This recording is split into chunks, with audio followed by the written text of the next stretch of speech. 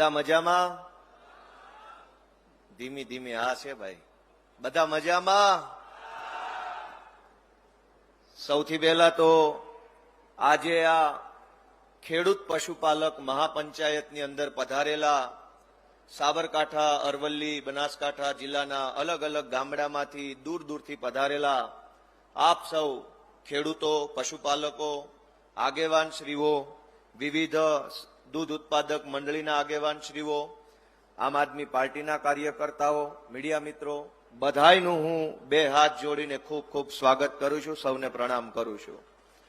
મંચ ઉપર ઉપસ્થિત અમારા આમ આદમી પાર્ટીના માનનીય પ્રભારી ગોપાલ રાય સાહેબ અને આમ આદમી પાર્ટીને નેતૃત્વ આપી રહ્યા છે એવા અમારા સૌના આગેવાન ગુજરાતના ખેડૂત નેતા માનનીય ઈશુદાનભાઈ ગઢવી, હેમંતભાઈ ખવા અમારા ધારાસભ્ય અને મંચ ઉપર ઉપસ્થિત તમામ અમારા નેતાગણ.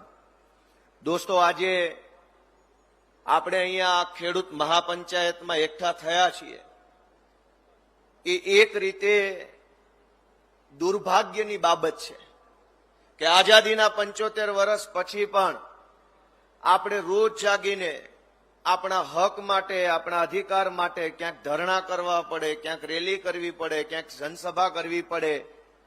આપણી માંગણી તો માન્ય રાખે નહીં, ઉપરથી આપણને માર મારે, એના ઉપરથી આપણા ઉપર FIR થઈ જાય, આપણી પરિસ્થિતિ બદલાય નહીં અને વળી પાછા નવા નવા વિષયો ઉપર આંદોલન કરવા પડે છે.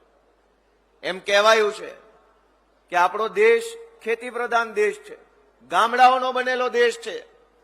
ગામડાના બનેલા દેશમાં, ખેતી પ્રધાન દેશમાં ખેડૂતોએ, ગામડાના માણસે રોજ જાગીને આંદોલન કરવા પડે, ધરણા કરવા પડે, પોતાની માંગણી માટે સડક ઉપર ઉતરવું પડે. એનાથી મોટો દુઃખનો અને દુર્ભાગ્યનો વિષય હોય શું? દુનિયાની અંદર 150 જેટલા દેશ છે. દુનિયાના કોઈ દેશના ખેડૂતને કે પશુપાલકને ક્યારેય રસ્તા જામ નથી કરવા પડતા. ભારતમાં જ શું તકલીફ છે? આપણા દેશમાં, આપણા રાજ્યમાં શું તકલીફ છે કે છાસવારે આપણે આંદોલન કરવા પડે? અને એક મુદ્દો હોય તો બરાબર છે, હજારો મુદ્દાઓ, હજારો સમસ્યાઓથી આપણું જીવન ઘેરાઈ ગયું છે. દોસ્તો મિત્રો, મારે આજે તમને આ દૂધ બાબતે વાત કરવી છે, કેમ કે દૂધ જે છે આપણા ભારતની પરંપરામાં, આપણી સનાતન વ્યવસ્થામાં દૂધ એ માત્ર વ્યવસાય નથી, આપણી આસ્થા સાથે જોડાયેલો વ્યવસાય છે. આપણી આસ્થા જોડાયેલી છે. ભગવાન શ્રી કૃષ્ણ પણ ગાયો ચરાવવા જતા, એ દૂધ ઉત્પાદન થતું, એનું માખણ મથુરામાં વેચવા જતા. આપણી ધાર્મિક વ્યવસ્થાની અંદર પણ દૂધ અને ગાય અને પશુપાલનનું મહત્વ છે. દૂધનો વ્યવસાય એ પવિત્ર વ્યવસાય છે, પણ આ સફેદ દૂધના વ્યવસાયમાં ભાજપે કાળા કામ કરવાનો જે ધંધો ચાલુ કર્યો છે એને ભગવાને માફ ન કરવા જોઈએ. દોસ્તો, દૂધનો વ્યવસાય એ પવિત્ર વ્યવસાય છે. આ સાબરકાંઠામાં કે આ બનાસકાંઠામાં ગામડાના વ્યક્તિઓ પાસે આવકનું સાધન છે શું? સૂકી ખેતી, પાણી ઓછું, થોડું ઘણું ચોમાસામાં ભગવાન ભરોસે વરસાદ આવે અને જેટલો વરસાદ આવે એમાં થોડું ઘણું પાકે, પછી 12 મહિના જીવવાનું શેના આધારે? કોઈ ઉદ્યોગ નહીં, કોઈ રોજગાર નહીં.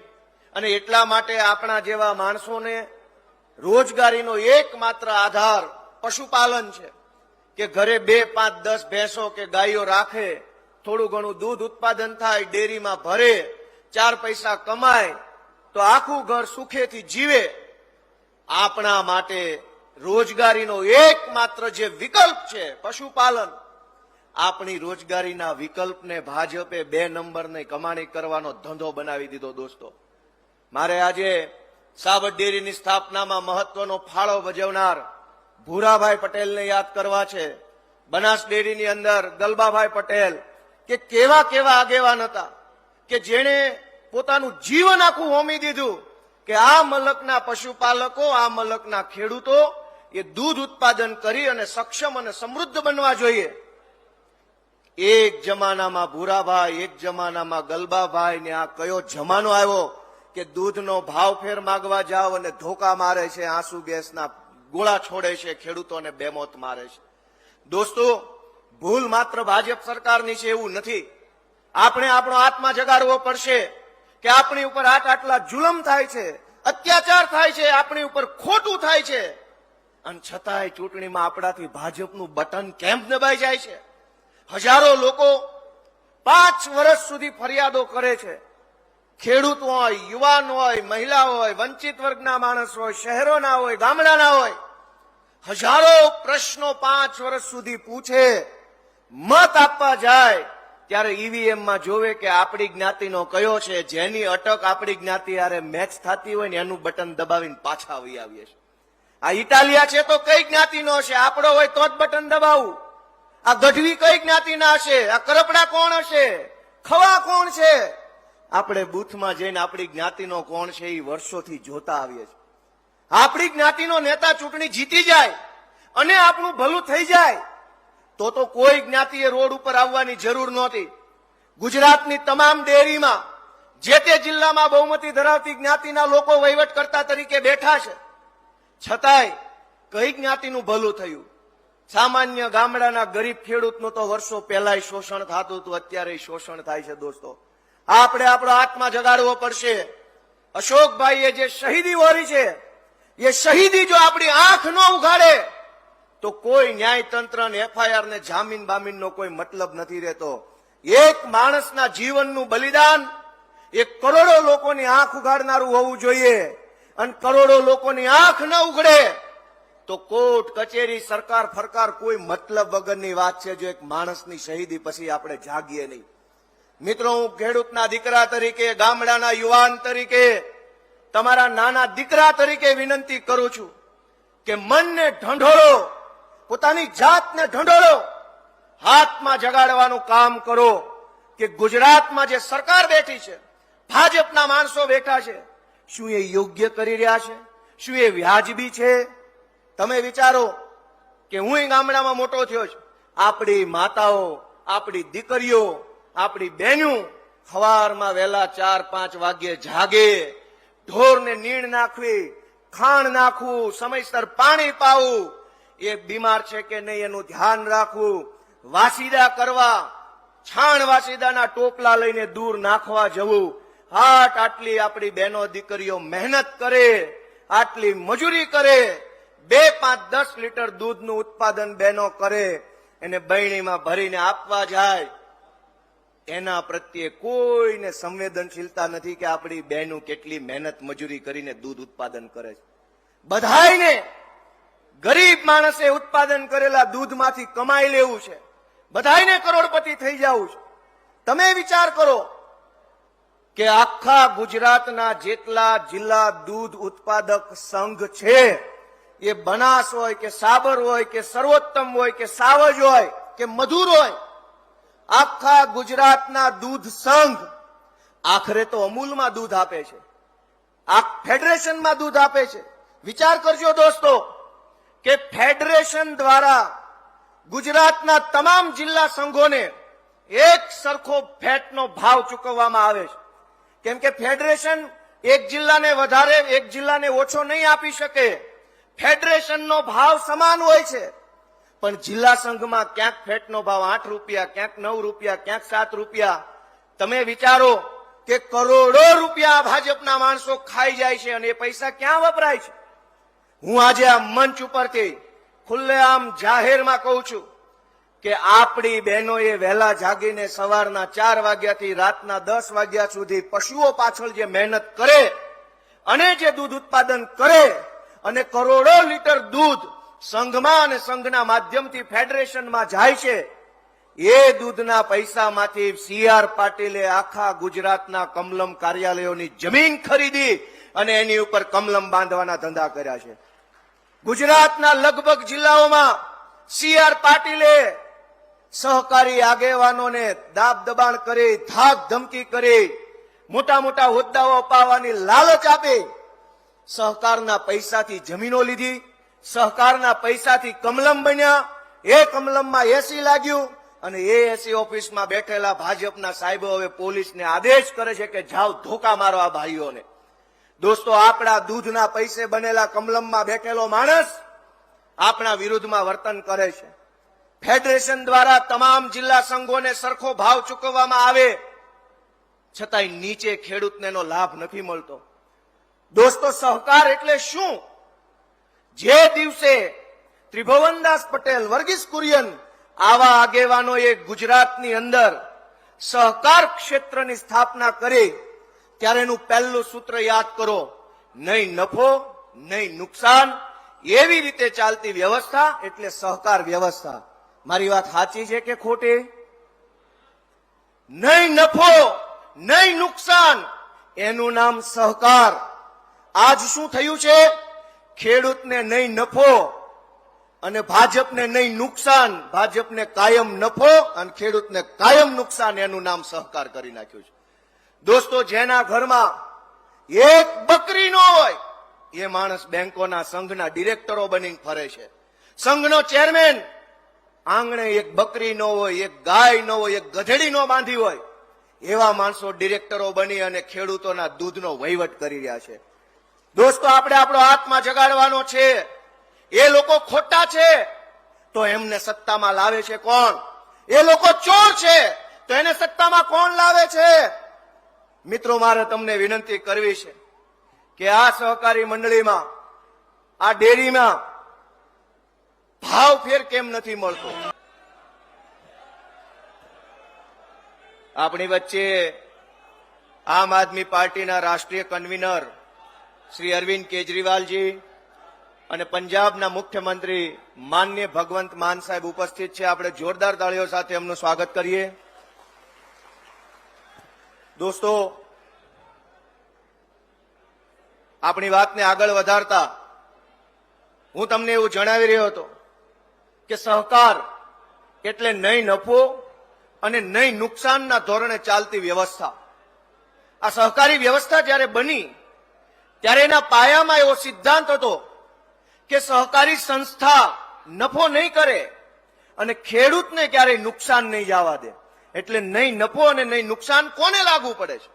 કે સંસ્થા કમાવા માટે નથી. એ ફેડરેશન હોય, સંઘ હોય, મંડળી હોય, ડેરી હોય, એને નફો નથી કરવાનો. અને એ સંસ્થા સાથે જોડાયેલા સભાસદ, દૂધ ઉત્પાદક સભાસદ હોય કે ખેડૂત સભાસદ હોય, એને ક્યારેય નુકસાન નથી જવા દેવાનું. નહીં નફો નહીં નુકસાનના ધોરણે ચાલુ થયેલી સહકારી સંસ્થા આખા ભારત દેશમાં એનો પાયો નખાયો ગુજરાતમાંથી. અને આજ દુર્ભાગ્ય જુઓ કે ગુજરાતમાંથી સહકારી ક્ષેત્રના મૂળિયા કાઢી નાખ્યા છે, નખોત કાઢી નાખે એવું કામ ભાજપવાળા કરી રહ્યા છે. દોસ્તો, ગામડાના માણસ પાસે વિકલ્પ કેટલા છે કમાવાના? ખેડૂત હોય તો સહકારી મંડળી અને એપીએમસી, દૂધ ઉત્પાદક ખેડૂત હોય તો ડેરી. આ બે છે એ સૌથી મોટા રોજગારના વિકલ્પ ગામડા માટે છે. ત્રીજી તો કોઈ મોટી વ્યવસ્થા હોતી નથી. કોઈની પાસે જમીન હોય તો ખેડવા માટેના પૈસા ન હોય, કોઈની પાસે પૈસા હોય તો પાણી ન હોય, પાણી હોય તો બીજી વ્યવસ્થા ન હોય. અને એટલા માટે ખેડૂત માટે બનેલી સહકારની બે સૌથી મોટી વ્યવસ્થા સહકારી ધિરાણ મંડળીઓ, એપીએમસી માર્કેટ અને દૂધ ઉત્પાદક સહકારી મંડળીઓના માધ્યમથી ચાલતા સંઘ અને ફેડરેશન. દોસ્તો, કાળી કમાણીનો ધંધો ભાજપે બનાવ્યો છે. આ લોકો વર્ષોથી 17-18% ભાવ ફેર, જેને આપણે નફો કે બોનસ કહીએ, એ ચૂકવતા હતા. આ વખતે 9% કેમ? તો વ્યવસ્થાપક કમિટી જે છે, ચેરમેન થી લઈને બોર્ડ ઓફ ડાયરેક્ટર્સ, એ એવું કહે છે કે સંઘને બહુ નુકસાન જાય છે, બહુ નુકસાન છે. જ્યારે જ્યારે ખેડૂત માંગણી કરે, પશુપાલક માંગણી કરે તો એમ કહેવામાં આવે કે સંઘને નુકસાન છે, સંઘ ખોટમાં હાલે છે. ભાઈ, સંઘ ખોટમાં જ હાલતો હોય તો રાજીનામા આપીને ઘર ભેગી ના થાવ કે નહીં? કોઈક સારો માણસ આવશે, સારો વહીવટ કરશે અને કમાણી કરતો સંઘ બનાવશે.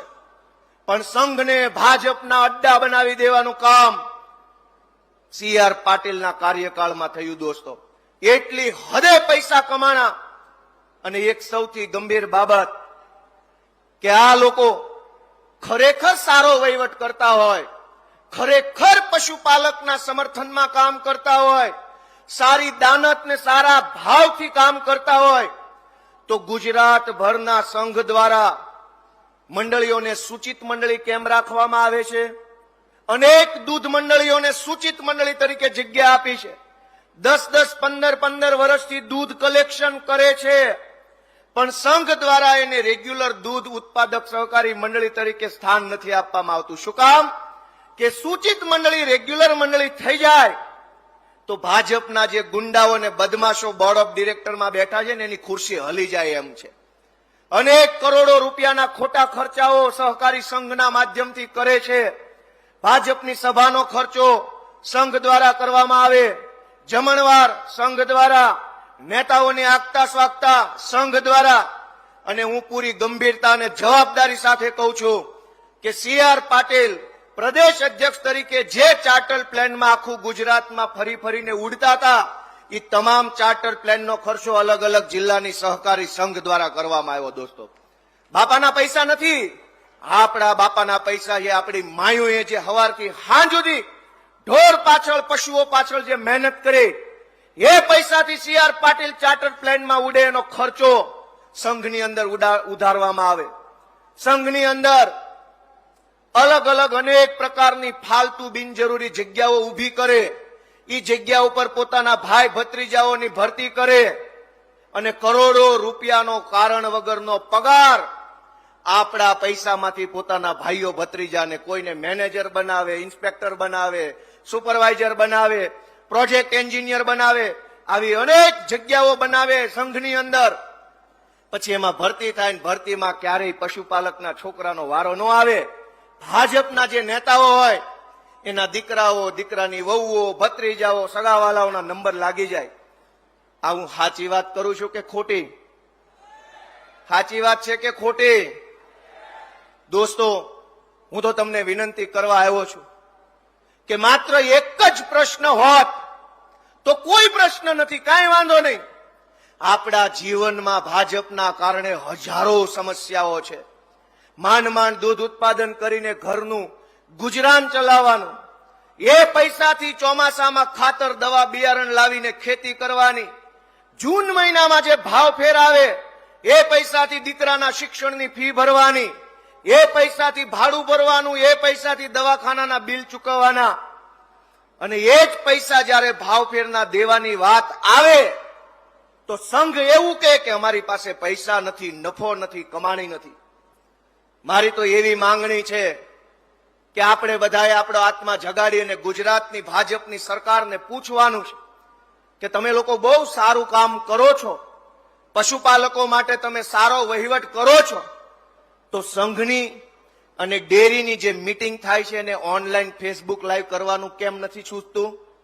સંઘના ભાષણો ફેસબુક લાઈવ થાય, ડેરીના નેતાઓ ફેસબુક લાઈવ કરે, પણ જે દિવસે સંઘની મીટિંગ હોય, બોર્ડ ઓફ ડાયરેક્ટર્સ બેઠા હોય, કરો ફેસબુક લાઈવ. દૂધનું દૂધ અને ચોરીની ચોરી બધી જનતાને ખબર પડી જાય.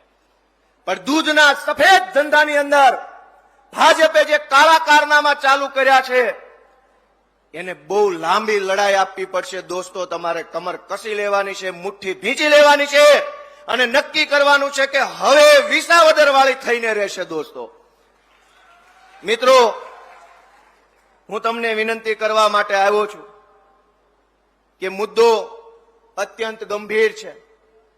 સહકારી ક્ષેત્રને ભાજપના કબજામાંથી છોડાવવાની જવાબદારી આપણા બધાની છે.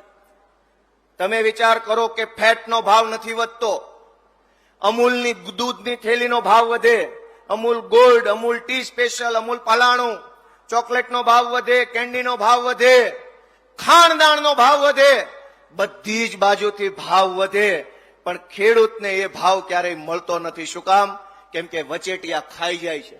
ભગવાન શ્રી કૃષ્ણનો સંદેશ યાદ કરીએ આપણે અને આપણો આત્મા જગાડીએ કે ક્યાંક મારી તો ભૂલ નથી ને, મારો આત્મા નથી સૂઈ ગયો ને.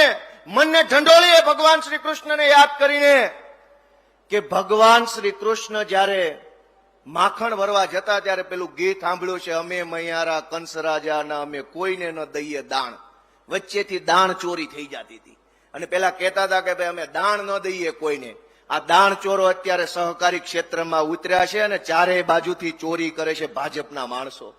એને રોકવા માટે ખેડૂતોએ જાગવાનું છે, પશુપાલકોએ પોતાનો આત્મા જગાડવાનો છે અને પોતાનું મન જાગે તો હાથમાં હાવણો પકડી અને ગુજરાતમાંથી ભ્રષ્ટાચારી ભાજપને વાળીને સાફ કરવા માટે આપણે બધાએ ઉપર આવવાનું. દોસ્તો મિત્રો, મારી છેલ્લી વિનંતી એ છે કે આ લડાઈ અહીંયા પૂરી નથી થતી. આ સભા પછી આ લડાઈ, જેમ 4 મુખ્ય માંગણી સાગરભાઈ રબારીએ કીધું કે ખેડૂતો ઉપર જે FIR થઈ છે એ પાછી ખેંચવી જોઈએ, પશુપાલકોને પૂરો ભાવ ફેર મળવો જોઈએ, નિયામક મંડળે થર્ડ પાર્ટી કેગનું ઓડિટ કરાવવું જોઈએ. આ બધી માંગણી તો સરકારી માંગણી છે. આ બધી તો ટેકનિકલ વાતો છે, કાગળની વાતો છે. જેણે ચોરી કરી એની જ પાસે ચોરીનું ઓડિટ કરાવવું, મને લાગે છે એ વાતમાં કોઈ દમ નથી. ઓડિટ તો હવે ગુજરાતની જનતા કરશે. ગુજરાતના પશુપાલકે ઓડિટ કરવાનું છે. પોતાનો આત્મા જગાડીને ઓડિટ કરો કે ગુજરાતની ભાજપની સરકારે 30 વર્ષની અંદર પશુપાલકોને આબાદ કર્યા કે બરબાદ કર્યા, એ ઓડિટ તમારે કરવાનું છે મિત્રો. પણ મારી છેલ્લી વિનંતી એટલી છે કે FIR પાછી લેવી જોઈએ, શહીદોને ન્યાય મળવો જોઈએ, ભાવ ફેર મળવો જોઈએ. એ તો તત્કાલીન વાત છે. ઉભા થાય કે 2 મહિને 4 મહિને થાય. મારી તો બધાને 2 હાથ જોડીને આખા ગુજરાતના પશુપાલકોને વિનંતી છે, ખેડૂતના દીકરા તરીકે, કે અશોકભાઈનું બલિદાન એળે ન જવા દેવું હોય તો અશોકભાઈના બલિદાન પછી એક પશુપાલકનો આત્મા જાગવો જોઈએ. અને હવે પછી ગુજરાતમાં કોઈ ખેડૂત કે કોઈ પશુપાલકનો જીવ ન જાય એવી સરકાર બનાવવા માટે થઈને સૌએ આગળ આવવું પડશે. દોસ્તો, હું આપ સૌનો આટલી મોટી સંખ્યામાં ઉપસ્થિત રહેવા બદલ હૃદયપૂર્વક ખૂબ ખૂબ આભાર માનું છું. ભારત માતા કી જય. જય જય ગરવી ગુજરાત.